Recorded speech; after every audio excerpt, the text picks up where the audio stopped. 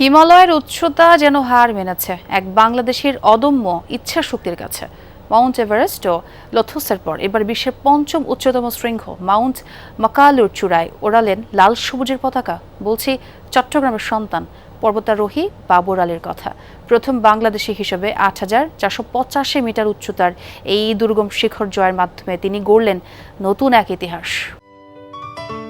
Ceylon টি রপ্তানিতে শীর্ষে। This is Makalu Summit, 8,485. প্রথম বাংলাদেশি হিসেবে বিশ্বের পঞ্চম উচ্চতম শৃঙ্গ মাউন্ট মাকালু জয় করলেন পর্বতারোহী বাবর আলী। বাংলাদেশ সময় ভোর ৫টা ৪৫ মিনিটে ৮,৪৮৫ মিটার উচ্চতার এ শিখরে পৌঁছে নিজের পঞ্চম ৮,০০০ জয়ের কীর্তি করেন তিনি, যা এখনও কোনো বাংলাদেশের নেই।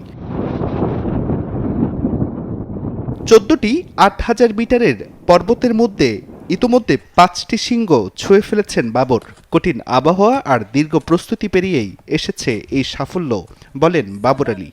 গতকাল ভোরে ৫:৩০টার সময় নেপাল স্থানীয় সময় আমি বিশ্বের পঞ্চম সর্বোচ্চ শৃঙ্গ মাকালু আরোহণ করতে সক্ষম হয়েছি এবং গতকালই রাত ৮:৩০ নাগাদ আমি বেস ক্যাম্পে এসে পৌঁছেছি।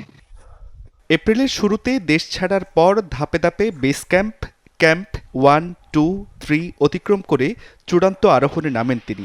টানা প্রায় ১১০০ মিটার খাড়া আরোহণ শেষে ২ মে ভোরে পৌঁছান শিখরে।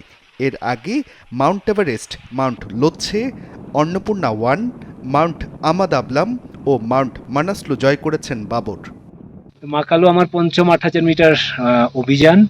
এতদিন এর আগে ৪টা ৮,০০০ মিটার অভিযান ৮,০০০ মিটার পিক ক্লাইম্ব করেছি, 10টা বাকি ছিল, এখন বাকি আছে 9টা। সংখ্যাটা একক সংখ্যায় চলে এসছে, এই জন্য খুবই আনন্দিত। ২০১৪ সালে পর্বতারোহণ শুরু করা এই অভিযাত্রীর লক্ষ্য বিশ্বের ১৪টি ৮,০০০ শৃঙ্গই স্পর্শ করা। মাকালু জয় সেই স্বপ্নপথের পঞ্চম ধাপ। জুবাইর রিফাত, যমুনা নিউজ, চট্টগ্রাম।